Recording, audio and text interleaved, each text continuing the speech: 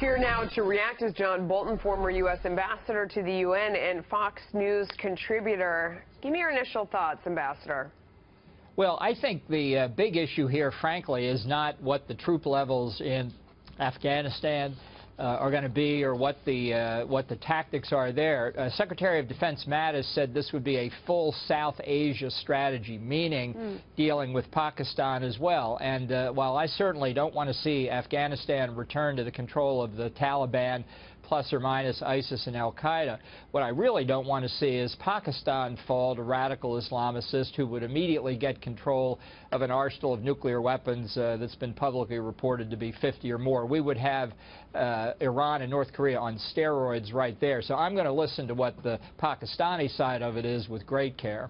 So, Ambassador, I think to a lot of people out there in the audience, this would feel like low on the list of things that we're worried about right now, ironically. I mean, if you look around, we've been talking about North Korea, we've been talking about Syria, we're worried about ISIS. We have so many hotspots all around the world.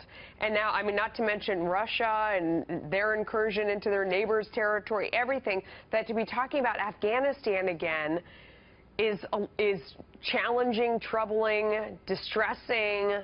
I don't know, what would you say to those people? Well, they're wrong.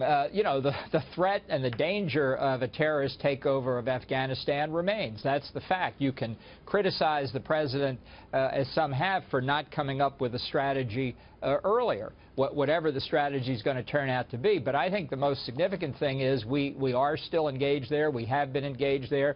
After tonight, however, it will be President Trump's strategy for Afghanistan and Pakistan, hopefully. What do you think that they're really going to say?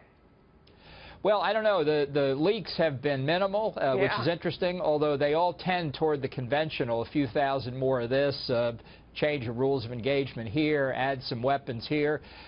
So they're certainly not projecting anything dramatic or significant. So again, I would say I don't think any of those kinds of changes, even lumped together, will change the situation on the ground in Afghanistan that much.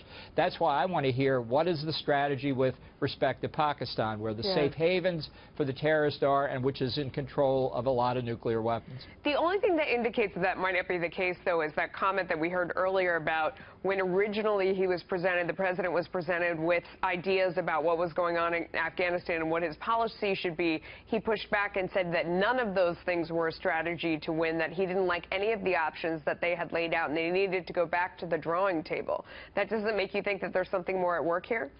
Well, I don't know. I mean, I have seen cases, as have you, in this administration where his national security advisors wore him down. During the campaign, he was unambiguous that he thought the Iran nuclear deal needed to be scrapped, and twice already his advisors, according to the press, have persuaded him to certify that the deal remains in America's national interest, which I think is completely mistaken. But they succeeded in getting him to reverse course from his campaign promise.